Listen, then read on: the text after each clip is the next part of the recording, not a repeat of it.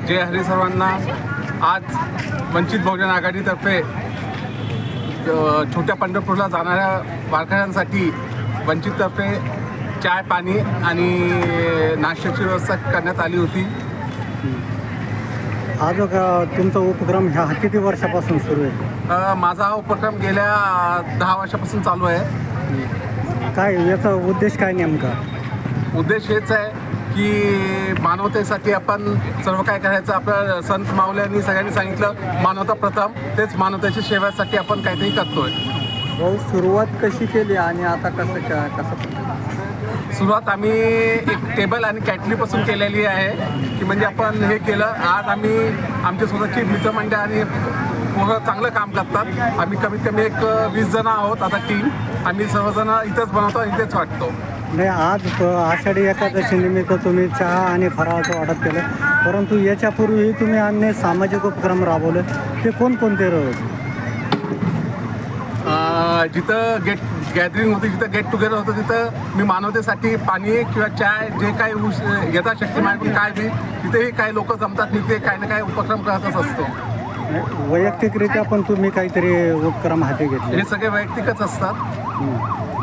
आतापर्यंत किती भक्तांनी लाभ घेतला? 10,000 प्लस असेल। काय आव्हान करसान भक्तांना?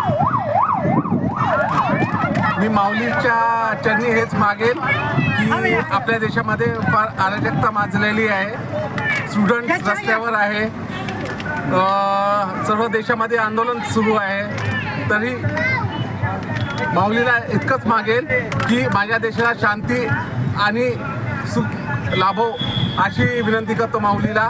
आणि येणाऱ्या काळामध्ये आमचा देश भरभराटी हो आणि याच्यामध्ये फक्त मानवता ही जिवंत असायला पाहिजे ही माऊलीला विनंती करतो। आपलं नाव? माझं नाव ॲडव्होकेट पंकज बनसोडे, शहर अध्यक्ष वंचित बहुजन आघाडी पश्चिम। आज या ठिकाणी वंचित बहुजन आघाडीच्या वतीने दरवर्षाप्रमाणे याही वर्षी नाश्त्याची आणि चहाची व्यवस्था वारकऱ्यांसाठी केलेली आहे। आणि हा उपक्रम जवळपास वंचित बहुजन आघाडीकडून गेल्या 4-5 वर्षापासून सतत राबवत आहोत आम्ही। आणि त्याच्यामध्ये वैयक्तिक असं पंकज भाऊचं खूप मोठं श्रेय असतं। आणि पंकज भाऊचं म्हणणं असं आहे की मानवता हीच ईश्वर सेवा आहे। आणि इथेच तर झालं, पण बऱ्याच ठिकाणी जसं कर्णपुऱ्याची जत्रा असेल, शिवजयंती असेल, महापुरुषांच्या जयंती असेल, तिथं पण पंकज भाऊचा हा उपक्रम असा सातत्याने चालू असतो। तर त्यांच्यासाठी मी तर त्यांचं अभिनंदन करते आणि त्यांना खूप साऱ्या अशा शुभेच्छा देते। आणि ज्या देशामध्ये जी अराजकता माजली आहे तर कुठेतरी शांततेच्या मार्गाने आणि सत्तेच्या मार्गाने आपल्याला जायचं आहे। आणि याचंच कुठंतरी आपलं हे प्रसार व्हावा आणि प्रचार व्हावा यासाठी पंकज भाऊ आणि वंचित बहुजन आघाडी सतत प्रयत्नशील असते। आणि त्या संदर्भातच आम्ही या ठिकाणी सकाळपासून जमलो आहोत आणि चहा आणि फराळाची नाश्त्याची व्यवस्था केलेली आहे आषाढी एकादशीच्या निमित्ताने वारकऱ्यांसाठी, भक्तांसाठी। आणि त्याचा चांगल्या प्रकारे ते लाभ घेत आहे शांततेत। भक्तांना काय संदेश द्याल? त्यांना हाच संदेश द्याल की कुठेतरी शांततेच्या मार्गाने चला।